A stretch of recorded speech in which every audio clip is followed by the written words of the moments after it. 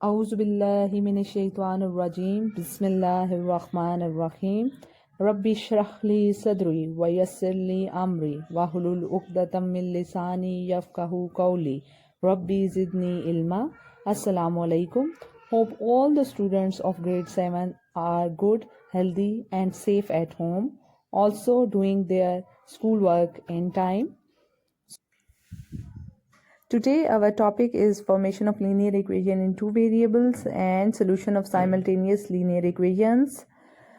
So what are the SLOs of our today's lecture? After attending this lecture, students, you will be able to generate linear equation related to real life problem, solve simultaneous linear equations in two variables, and also able to verify whether provided solution is of given equation or not.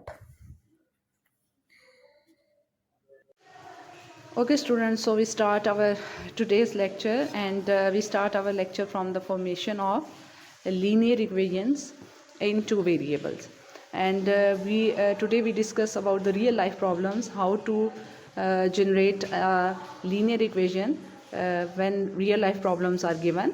So firstly आपको मैं कुछ linear equation और variables के बारे में बता दूं। ये हम लोग पहले भी प्रीवियस पॉलिनोमियल्स में डिस्कस कर चुके हैं। What is the variable? कोई भी चीज़ स्टेटमेंट में जब आपके पास अननोन गिवन होता है तो उसको हम वेरिएबल कहते हैं। ठीक है, अननोन जब भी आपके पास किसी स्टेटमेंट में अननोन आ जाएगा तो उसको आप वेरिएबल कहेंगे। And represented by X Y Z, जो आपके अल्फ़ाबेटिक लेटर्स हैं। एक्स वाई जी यहाँ पे मैंने इन जनरल लिखा है। इसके अलावा भी आप जो है वो टी एस कोई भी अल्फ़ाबेटिक जो है वो इंग्लिश अल्फ़ाबेटिकल लेटर लेके उससे आप वेरिएबल को रिप्रेजेंट कर सकते हैं। फॉर एग्ज़ाम्पल मैं आपको यहाँ पे अननोन की एक एग्ज़ाम्पल देती हूँ। सपोज़ करें कि आपको कहते हैं कि फादर्स एज जो है वो स्टेटमेंट में लिखा हुआ है अबाउट फादर्स एज, आपको फादर्स एज नहीं पता तो वो आपके पास अननोन है और उसको फिर हम वेरिएबल से रिप्रेजेंट करेंगे। अगर आपको प्राइस किसी चीज़ की गिवन कह रहे हैं कि प्राइस ऑफ अ पेंसिल, लेकिन आपको प्राइस गिवन नहीं है, दैट इज़ अननोन, और उसको भी हम फिर जो है वो वेरिएबल से रिप्रेजेंट करेंगे। Second is linear equation. Equation ऐसी इक्वेशन जिसमें आपके पास वेरिएबल्स की पावर या डिग्री 1 होती है, मैक्सिमम डिग्री जो है 1 होगी। इक्वेशन ऑफ डिग्री 1, ठीक है, डिग्री 1 की इक्वेशन को हम जो है वो लीनियर इक्वेशन कहते हैं। अब लीनियर इक्वेशन एक वेरिएबल के ऊपर भी हो सकती है, एक वेरिएबल की भी हो सकती है, 2 की भी हो सकती है और 3 की भी, अप टू सो ऑन। मतलब वेरिएबल्स इसमें वेरी कर सकते हैं। जैसे यहाँ पे मैंने एक एग्जांपल ली है x + 3y = 2। इसको अगर आप देखें तो आपके पास x की पावर 1 है, ठीक है, वेरिएबल्स 2 हैं x और y, लेकिन दोनों वेरिएबल्स की डिग्री अगर आप देखें, यहाँ पे इस टर्म की डिग्री देखें तो 1 है, इस टर्म की भी डिग्री देखें तो 1 है। सो ऐसी इक्वेशन जिसमें जिसकी डिग्री 1 होगी वो आपके पास लीनियर इक्वेशन कहलाएगी। एग्जाम्पल देख लेते हैं कि अगर आपके पास रियल लाइफ प्रॉब्लम आ जाए तो आप उसको in the form of equation कैसे कन्वर्ट करेंगे। आज हम रियल लाइफ प्रॉब्लम्स को कन्वर्ट करना देखेंगे लीनियर इक्वेशन में, but with 2 variables. So right an equation for the price of book and 3 pencils is ₹90। अब आपने किस रियल लाइफ प्रॉब्लम ये आपके पास है कि प्राइस ऑफ बुक और 3 पेंसिल्स की कंबाइंड प्राइस गिवन की है ₹90, और इसको आपने इक्वेशन की फॉर्म में लिखना है। यहाँ पे सबसे पहले आप देखेंगे कि आपके पास अननोन क्या है।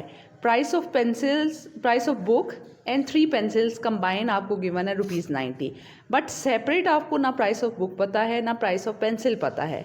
इट्स मीन जो आपके पास अननोन बन रहे हैं वो प्राइस ऑफ बुक है और प्राइस ऑफ पेंसिल है। ठीक है, क्या क्या अननोन है आपके पास? Price of book and price of pencil. So price of book को हम किससे रिप्रेजेंट कर देते हैं? कोई भी वेरिएबल लेते हैं और उससे रिप्रेजेंट कर देते हैं। सपोज मैं जो है वो इस अननोन को लेट प्राइस ऑफ 1 बुक को हम x कह देते हैं। ठीक है, जो अननोन है उसको एक वेरिएबल से रिप्रेजेंट कर दिया। देन प्राइस ऑफ 1 पेंसिल, यहाँ पे 3 पेंसिल्स की बात हो रही है, लेकिन जब हमें 1 पेंसिल की प्राइस पता चलेगी तो देन हम उसको 3 से मल्टीप्लाई कर देंगे तो हमें 3 पेंसिल्स की प्राइस पता चल जाएगी। तो प्राइस ऑफ 1 पेंसिल को हम y से रिप्रेजेंट करेंगे, ठीक है। ये आपको कहा गया है क्योंकि प्राइस ऑफ बुक डिफरेंट है, प्राइस ऑफ पेंसिल डिफरेंट है, सो इसको एक वेरिएबल से रिप्रेजेंट नहीं कर सकते, दोनों के लिए डिफरेंट वेरिएबल लिए जाएंगे। अब आपके पास क्या है, स्टेटमेंट क्या थी, price of book means x plus price of 3 pencils, 3 pencils की प्राइस को हमने y से रिप्रेजेंट किया, it's mean x plus 3y is equal to 90, ठीक है। ये आपके पास क्या आ गई, आपने इक्वेशन जनरेट कर ली, x plus 3y equal to 90 means price of 1 book plus and the price of 3 pencils is equal to 90। जी, इसी से रिलेटेड आप देखते हैं एक्सरसाइज 6.8 को, क्वेश्चन नंबर 1 का पार्ट 4, क्वेश्चन नंबर 1 का पार्ट 1, सेकंड एंड 5 आपके नोट्स जो मैं के हैं उस पर सॉल्व हुआ है। अभी मैं आपको एक एग्जांपल भी समझा चुकी हूँ, ये क्वेश्चन भी समझाऊंगी। होप सो कि आपके पास एक क्वेश्चन नंबर 4 रह गया है जो आपकी इंडिपेंडेंट प्रैक्टिस के लिए छोड़ा गया है, वो आप कर लेंगे और 1, 2 एंड 5 पार्ट भी आपको ईजीली समझ आ जाएगा। So question number 1 part 4 is the division of sum of two numbers by their difference is equal to 1, ठीक है। सो स्टेटमेंट को अंडरस्टैंड करेंगे, क्या है statement, division of sum of two numbers, sum of two numbers, sum of two numbers it's mean what are unknowns, two numbers are unknown, जिन numbers के बारे में बात करें कि इन दो नंबर्स का सम कर लिया जाए और फिर डिवाइड कर दिया जाए इन्हीं दो नंबर्स के डिफरेंस से, तो आप वो आपके पास इक्वल टू 1 आ जाता है। सो सम ऑफ टू नंबर्स को हम लेट करेंगे कि क्या टू नंबर्स ले लेते हैं, हम लेट करते हैं कि फर्स्ट नंबर को हम x कह देते हैं और सेकंड नंबर को हम y कह लेते हैं। So first number is x and the second number is y।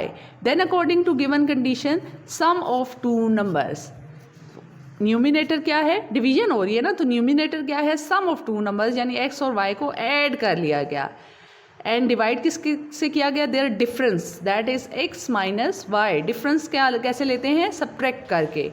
So difference से जब डिवाइड किया गया तो दैट इज इक्वल टू 1, यही लिखा हुआ है आपके पास, that is the division of sum of two numbers by their difference is equal to 1। और यहाँ पे ये आपके पास इक्वेशन बन गई। यहाँ पे आपके पास क्वेश्चन में ये मेंशन भी है कि डिफरेंस जो फर्स्ट नंबर है या सेकंड नंबर जो है वो छोटा होगा फर्स्ट नंबर से। यस, सेकंड नंबर जब छोटा हो गया फर्स्ट से तो तभी ये आपके पास सब्ट्रैक्शन पॉजिटिव आंसर देगी। दैट इज़ अगर ये बड़ा होगा 5 होगा और ये 4 होगा सपोज, तो ही आपके पास आंसर पॉजिटिव आएगा।